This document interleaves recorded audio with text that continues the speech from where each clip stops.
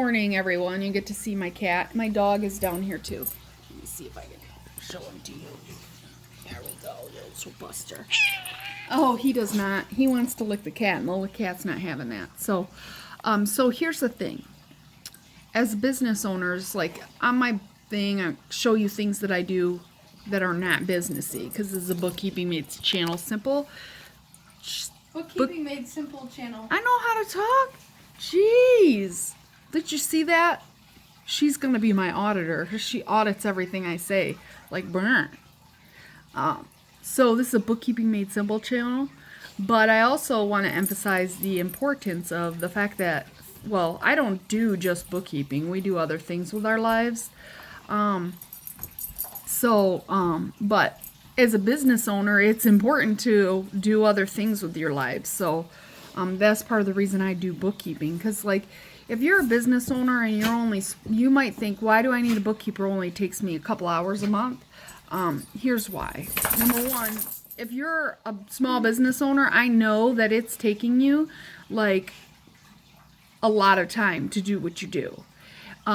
So it would be nice to get out of that time of you work on your business, you want to work on your business. So the last thing you want to do is do your books. Now, I had somebody come to me and say, I just want you to come and do my books year end. No. I know there's not that much to do, but we need to do it monthly, and here's why you should not do a year end too. And here's really why you should have a bookkeeper. Because most of our clients are under $200. So you might fit that if you're a small business, because we do small businesses. If you need somebody 20 hours a week, then you need to hire accounts payable, accounts receivable. But if you need somebody a couple hours a month, most of our clients are, they're like one under that. So here's the thing. If you come in and you've been working all day, you're tired, and you're going to do your bookkeeping, first of all, you're going to make mistakes. We're all human. We're going to make mistakes. So you're going to do your bookkeeping and you're tired, or you're going to put it off.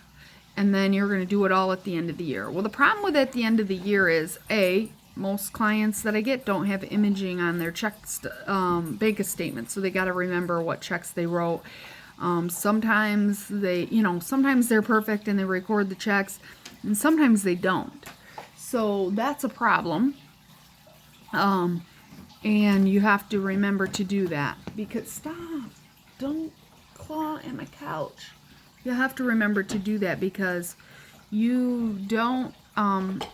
you're not going to remember who that check was for. So if you're handwriting checks, you need to remember. So you need to have it done every month and every day.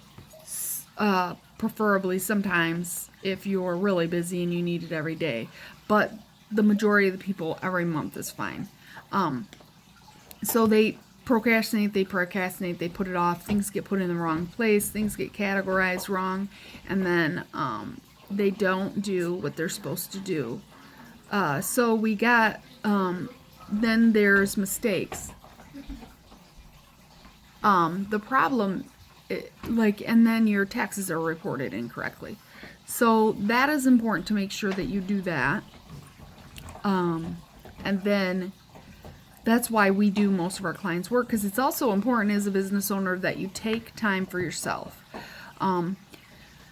I think 10 and the first 10, it's some high, I think it's like 87% of business owners fail in the first 10 years that are small business owners. And I think the reason being is that they all overwork themselves. Because I know I get tired as a small business owner, because you have to wear several hats, so you're overworked, and people are like, why are you doing this? What is the payoff?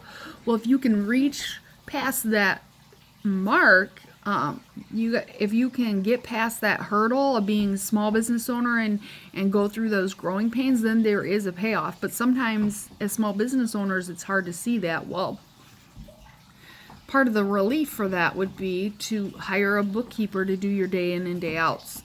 Especially because never have I walked into a small business owner's books and they've been done. They're either not done because they don't have time, they're putting them off, or they're not done correctly and they're caught up, but they just, everything's in the wrong place. You know what? Even the people that are caught up and I bring in, they're not done correctly. Things are in the wrong place. Like, I just brought in a client and I'm like, this is so bad, it'd be probably easier for you to start over since you haven't filed taxes yet. And he didn't want to do that, so we have to start over, or we have to go through and pick through every single thing. And I'm not judging him, I understand, but I also want to say that so if you're, that's the other thing. I'll go get to that next. So I understand this is not what you do. You don't do bookkeeping. You do what you do. So if you're a carpenter, be that, do that great, because I know you're going to do a good job at that. But some people just, their brains aren't wired to do the bookkeeping. That's just not how you're built. That's not how God designed you. So do what you do and let the people do what they do good. I do bookkeeping because I do that well. So it's important to outsource what you can't do well. There's nothing wrong with not being able to do everything well. Not everybody does everything well. Like, I'm horrible at spelling, but I'm really good at bookkeeping. Why? Because that's not how I was designed. Like, when I was, So anyway, the other thing is, what was I going to say? Do you remember what I was going to say? You're not even listening, are you? Chelsea's over there sitting on the couch. She doesn't remember. I can't remember. I lost it. So, next time I'll get to the point right away, or make a bullet point. Like, write notes first. Write notes first? Yeah, because I go all over the place with these videos. So, so it's important to hire a bookkeeper to do it. And it's important to have time for yourself. And outsource what you can't do. So if you can't fix things in your business, you should outsource that. And I understand that not everybody has the money right away, but do it as soon as you can. And here's the other thing. Like, if you are doing your own bookkeeping and you're doing it wrong and you're afraid to have us come look at it, don't worry about it, because everybody doesn't do it. Like I can't even tell you how many people, like business owners, they're not doing their bookkeeping right.